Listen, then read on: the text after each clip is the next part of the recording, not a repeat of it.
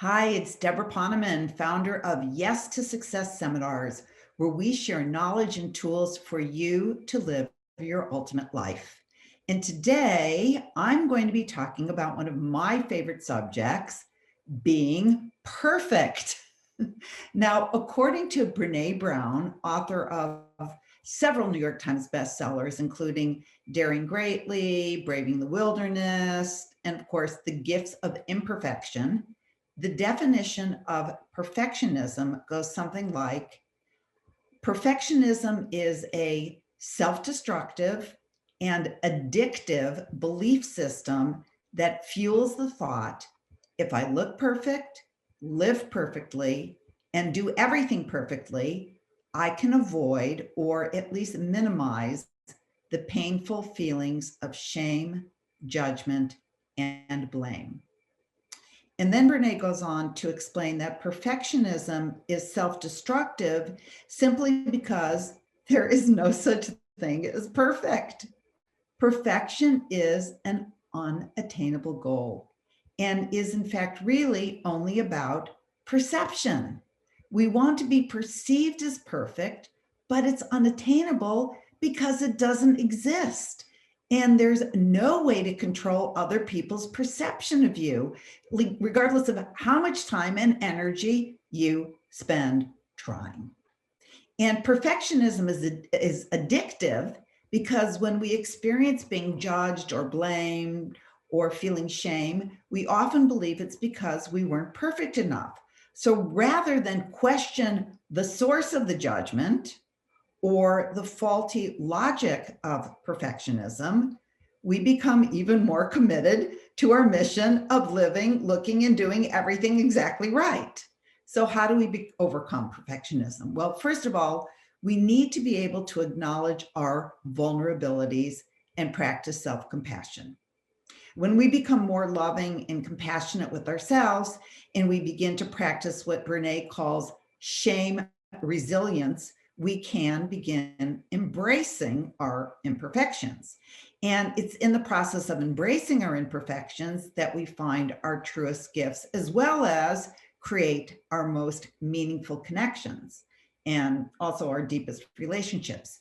So first, I want you to think about, or at least notice, the difference between perfectionism and healthy striving. Healthy striving is simply wanting to do a good job for good, positive reasons, and not because you believe that if you're perfect, you can avoid shame, blame, and judgment, all three of which we need to accept as realities of life.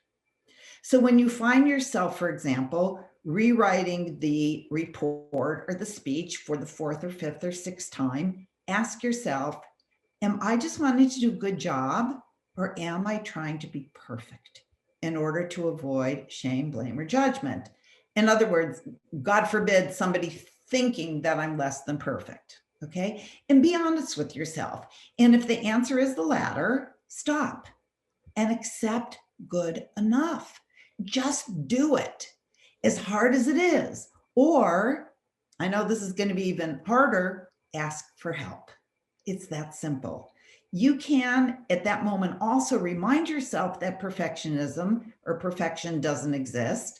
And even more importantly, no one's going to notice the difference between excellent and when you think is perfect.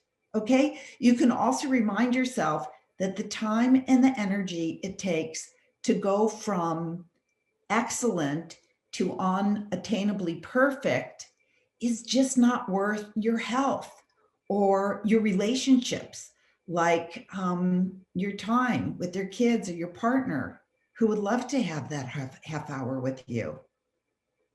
Brene Brown also believes that the need to be perfect is what kills creativity. I mean, how can you really let your creativity just like rip when you're afraid to make a mistake, right? It also kills risk-taking for the same reason. If you take a risk, there's always the chance you won't appear perfect. And you can ask anyone who's achieved great things in life, and they will tell you the same thing, that taking risks was one of the most important components in creating their success. And if they worried about being perfect, they would never be where they are today. So here's a test to see if you fall in the category of perfectionist, okay? Here's your test. Number 1, you feel compelled to be the best in everything you do, even if it's something you don't even care much about. Number 2, you're hypercritical and highly conscious of not only your own, but other people's mistakes. Number 3, you spend much of your time to perfect something, even at the expense of, as I said before, your health, your well-being, and or your relationships. Number 4, you tend to set absolute ideals. There is only black and white and no gray. Number 5, you beat yourself up when the smallest thing goes wrong. Number 6, you obsessively mull over outcomes over and over and over in your mind and how you could have done things differently if they didn't turn out to be as perfect as you wanted them to turn out. Number 7, you are hypersensitive and defensive towards criticism. There's more. There's number 8.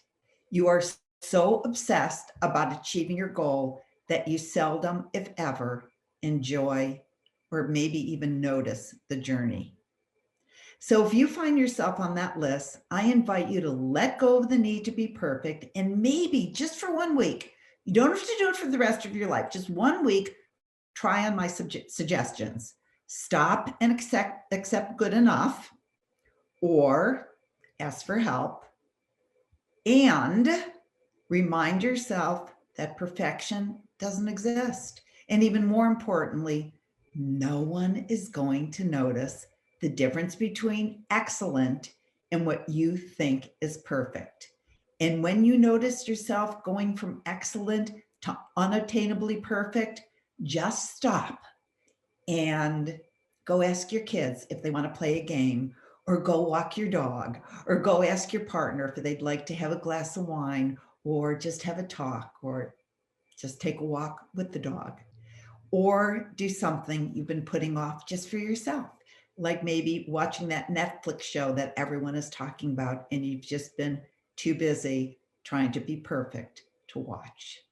And besides, the opposite of perfection is not imperfection or even mediocrity.